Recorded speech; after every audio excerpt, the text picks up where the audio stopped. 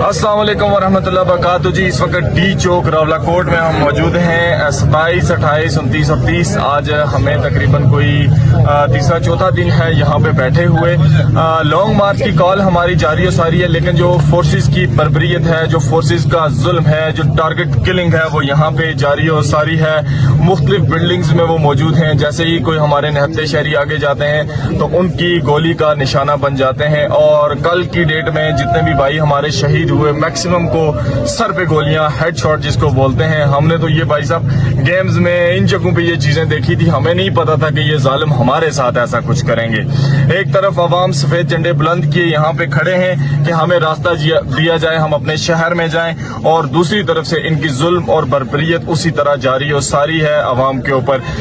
हो सकता है हालात कुछ ऐसे हैं कि ये कोई बड़ा ऑपरेशन करें रावला कोट में, और जितने भी लोग डी चौक में या इर्द गिर्द मौजूद हैं ये उन सबको शहीद कर दें। ऐसे बहुत से अंदेशे मौजूद हैं। रात को भी लगातार तकरीबन कुछ थोड़े थोड़े वक्फे के बाद ये फायरिंग करते रहते हैं, अवाम के अंदर खौफ और हिरास फैलाते रहते हैं, कुछ जगहों को टारगेट करते हैं लोगों को। रात को यहाँ पे ये समा था, मैंने काफी सारा डाटा भी शेयर किया था।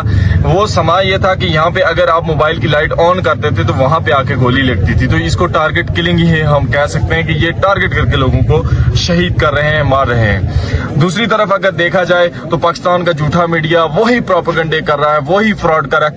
कालादम इनका बाप कालादम होगा, और फिर हमें रॉ का एजेंट बोलते होंगे। ये खुद रॉ के एजेंट है। अगर ये रॉ के एजेंट नहीं है खुद, तो ये इस मुल्क में अमन अमान कायम क्यों नहीं रहने देते? लोग तो बेसिक राइट्स मांग रहे हैं। रॉ के एजेंट आपकी सफू में मौजूद हैं, ये खुद लोग रॉ के एजेंट हैं। हमारे लोग ना पाकिस्तान के खिलाफ थे, ना पाकिस्तान की फोर्सेस के खिलाफ हैं, ऐसा कुछ यहाँ पे है ही नहीं। ये खुद ब खुद ऐसी चीजें बना रहे हैं। फिर पाकिस्तान के बहुत से इन्फ्लुएंसर्स ने हमारे हक में आवाज बुलंद की। इस्लामाबाद में कल एक एहतजाज किया गया, उसके लिए हम आप सबके मशकूर हैं। आप हमारे भाई हैं। हम हजार बार अपनी हमारी जो इंतजामिया है, जो हमारे कोर मेंबरान हैं, उन्होंने बार बार ये अनाउंसमेंट की है कि आप हमारे भाई हैं। जहां पे भी एहतजाज किया गया हम आपका शुक्रिया अदा करते हैं, लेकिन भाइयों सिर्फ एक एहतजाज से काम नहीं चलेगा, आपके एक वीडियो अपलोड करने से काम नहीं चलेगा। आपको रोड्स पे बार बार निकलना पड़ेगा, इस आवाज को दबने नहीं देना। हमारा मसला ये भी है कि हम बाज दफा किसी चीज का ट्रेंड चल रहा होता है, बस उसको फॉलो करके एक दिन के लिए बस कहते हैं ठीक है जी, उनको मार रहे हैं तो मारते रहें। बात ये नहीं है। आज हम हैं, कल आप होंगे, ठीक है। डी चौक, मरीद के और इधर मॉडल टाउन, कितने ऐसे वाकयात हो चुके हैं। और आज कश्मीर, ये वो कश्मीर है जिसका नाम लेके सिंपैथी गेन की है। सारी जिंदगी जब से पाकिस्तान बना है तब से सिंपैथी ये लोग ले रहे हैं, खा रहे हैं कश्मीर के नाम का, कि हम मजलूमों का साथ दे रहे हैं, कश्मीरी मजलूम हैं, पाकिस्तान ने उनको प्रोटेक्शन। ये प्रोटेक्शन होती है? आप आज कश्मीरियों को मार रहे हैं। पहले दिन हमारी को तकरीबन 20-21 शहादतें थी, और दूसरे दिन को 15 शहादतें थी। मैक्सिमम जो है हमारे यंग नौजवान बच्चे, उनको शहीद किया गया। मीरपुर में आज कर्फ्यू नाफज कर दिया गया है। ये कौन सी जमहूरियत है? ये कौन सा कानून है आपका? हमें इसको डिफाइन कर दें आप कहीं भी। मैं इंटरनेशनल मीडिया को यहाँ पे दावत देता हूँ, आप यहाँ पर आए, आपको ये गलत بریف کر رہے ہیں، یہ غلط بریف کر رہے ہیں، یہ غلط بریف کر رہے ہیں کہ آپ کی زندگیوں کو خطرہ ان سے ہو سکتا ہے۔ ہمارے لوگوں سے آپ کی زندگیوں کو نہ کبھی خطرہ تھا، نہ کبھی خطرہ ہوگا اور نہ کبھی ہو سکتا ہے۔ ہم پرامن لوگ ہیں۔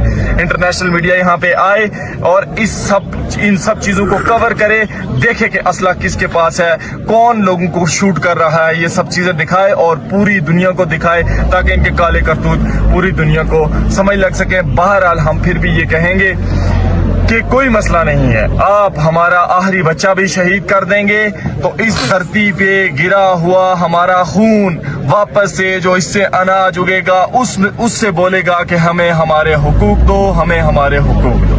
رنگ لائے گا، انقلاب آئے گا، میں تم دیکھنا، انقلاب آئے گا، میں تم دیکھنا، انقلاب آئے گا، رنگ لائے گا، انقلاب آئے گا، اور نذیر تیرے خون سے، انقلاب آئے گا، عذاب تیرے خون سے، انقلاب آئے گا، میں تم دیکھنا، انقلاب آئے گا، کشمیر،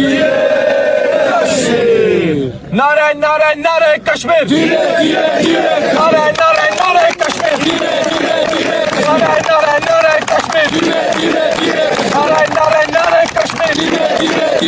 ہمارے اسامہ بھائی کا ایک مشہور نعرہ تھا، جوانیاں لٹائیں گے، انقلاب لائیں گے، جوانیاں لٹائیں گے، انقلاب لائیں گے، جوانیاں لٹائیں گے۔ انقلاب لائیں گے۔